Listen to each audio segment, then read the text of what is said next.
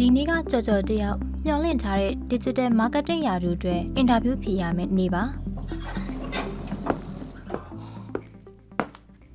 ကိုကြော်လာလျှောက်တာ digital marketing assistant ပိုင်းအတွက်နော်ဒီလိုရာထူးမျိုးအတွက်ကြော် market မှာတော့လုပ်တဲ့အနည်းဆုံး3နှစ်လို့သတ်မှတ်ထားတယ်ကိုကြော်မှာရောလုပ်တဲ့ဘယ်လောက်ရှိလဲရှင်ဟုတ်ကဲ့ကျွန်တော်မှာလုပ်ငန်းတွေ့ကြုံကတော့အဲ့လောက်မရှိသေးပါဘူးခင်ဗျဒါမဲ့ဒီရာထူးနဲ့ဆက်ဆက်တဲ့ freelance project 3ခုကိုတော့ပြီးအောင်လုပ်ထားဖို့ပါတယ်ကျွန်တော်ကလုပ်သက်ဆိုတာကိုအနာဂတ်မှာရင်းနှီးမြှုပ်နှံရမယ့်အချိန်လို့မြင်ပါတယ်ဒီ company မှာအဖို့တန်တဲ့အချိန်တွေကိုရင်းနှီးမြှုပ်နှံခွင့်ရဖို့မျှော်လင့်ပါတယ်ဟုတ်ပါပြီကျမတို့ company ကနိုင်ဆိုင်မှုပြင်းထန်တဲ့နေပင်မှာရှိတယ်ကိုကျော်အနေနဲ့ရွေးချယ်စရာတွေအများကြီးရှိရင်တော့မှကျမတို့ company ကိုဘာလို့ရွေးချယ်ဖြစ်တာလဲကျွန်တော်ရဲ့ career map မှာကစံတက်တည်ထုံမှုရှိတဲ့ဒီလို company မျိုးမှာလောက်ကိုင်နေတဲ့ senior တွေကနေသင်ယူနေတာပါနောက်ပြီးကျွန်တော်ကျွမ်းကျင်မှုကလည်းဒီ company ရဲ့ရည်မှန်းချက်ကိုဖြည့်ဆည်းပေးနိုင်မယ်လို့ယုံကြည်လို့ပါကောင်းပါပြီကျမတို့ company က family ကြိုက်သူအချင်းချင်းကူညီရတဲ့ပုံစံနဲ့တွားတာဆိုတော့ digital marketing အပြင်ကိုနဲ့ရေးတာဒါမှမဟုတ်ရင် design ပိုင်းမှာလိုအပ်လာရင်ရောဝင်ရောက်ကူညီပေးနိုင်ပါမလားဟုတ်ကဲ့ခင်ဗျအထူးသဖြင့် content strategy နဲ့ copywriting ပိုင်းကိုကျွန်တော်စိတ်ဝင်စားပါတယ်အဲ့ဒီလိုနေရာတွေမှာဝင်ကူညီရင်ကျွန်တော်ရဲ့ skill set တွေကိုပိုပြီးပြည့်စုံအောင်တည်ဆောက်ခွင့်ရမှာပါဒါကျွန်တော်တို့အခွင့်အရေးပါပဲကျမတို့သဘောကျပါတယ်ဒါဆိုရင်နောက်ဆုံးအဆင့်အနေနဲ့ salary discussion ကိုတွားအောင်နော်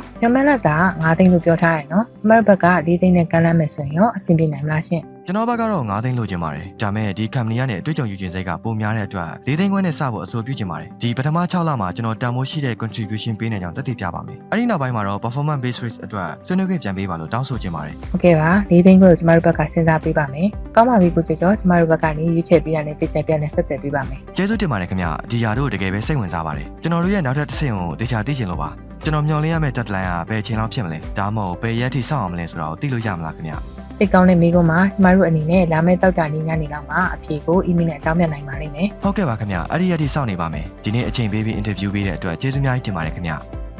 ကျော်ကျော်ဟာအင်တာဗျူးပြီးဆုံးချိန်မှာတော့သူ့ရဲ့စိတ်ဝင်စားမှုနဲ့စနစ်တကျရှိမှုကိုဖော်ပြတဲ့ပါနေတဲ့ follow up မိကုံးကိုမေးသွားခဲ့ပါတယ်သင်ရောကျော်ကျော်လိုမျိုးအင်တာဗျူးအဆင့်ဆင့်ကိုဘလို့ပါနဲ့စွာဖြေဆိုပြီးကိုတန်ဖိုးကိုမြင့်တင်ရမလဲသိချင်နေပြီလားဒါဆိုရင်မြန်မာယူ platform ရဲ့ career development course မှာသင်တန်းတက်ပြီးလက်တွေ့ကျကျလေ့လာနိုင်ပါပြီနော်